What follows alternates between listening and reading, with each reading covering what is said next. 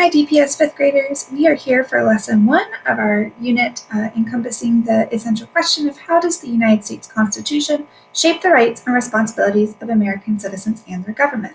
Our learning target for today is I can identify the central idea of a text.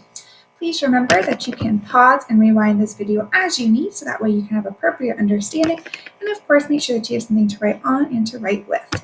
All right, so of course we know that we read to learn. Today we're going to be reading this book from Reading A to Z entitled The U.S. Constitution, And we're reading to learn about the ideas and sections of the United States Constitution. This is kind of helping us be set up with the proper background knowledge for the rest of our unit. And so we're going to take notes on the main ideas of each of the sections, and then we're going to synthesize, and you're going to hear this word quite a bit during this lesson.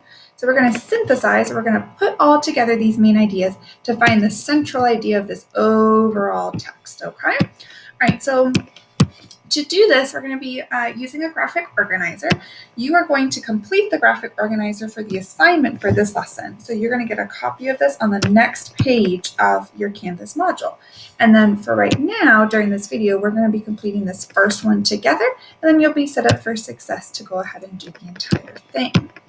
All right, so we're going to read the first section together. I've gone ahead and put it on the screen. That first section is called a historic meeting. I can see where my sections start and end because the section subtitles are in bold.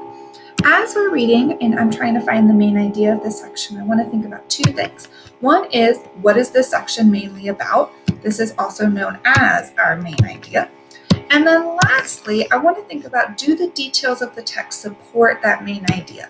Because if the details don't support that main idea, then I know that I'm wrong with my main idea and I need to reread to make sure that I have a better understanding. All right, so as we read, we're going to be thinking about what is the section mainly about.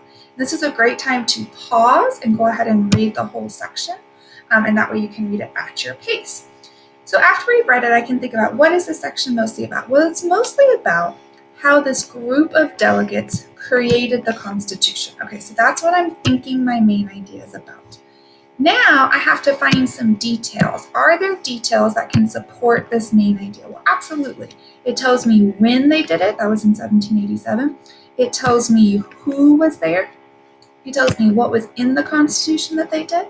And it also talks about how it wasn't really until 1789 that that Constitution was able to be into place. All right, so do the details of the text support that main idea? They sure do. All right, so now that I know that I'm right about that main idea, let's go ahead and reflect that in our graphic organizer.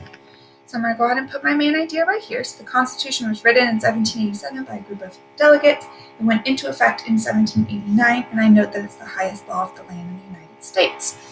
And so that's what you're going to continue to do with all of these other sections. And then you're going to synthesize. Remember, there's that word again. We're going to synthesize or put all of those main ideas together in order to find the overall central idea of a text.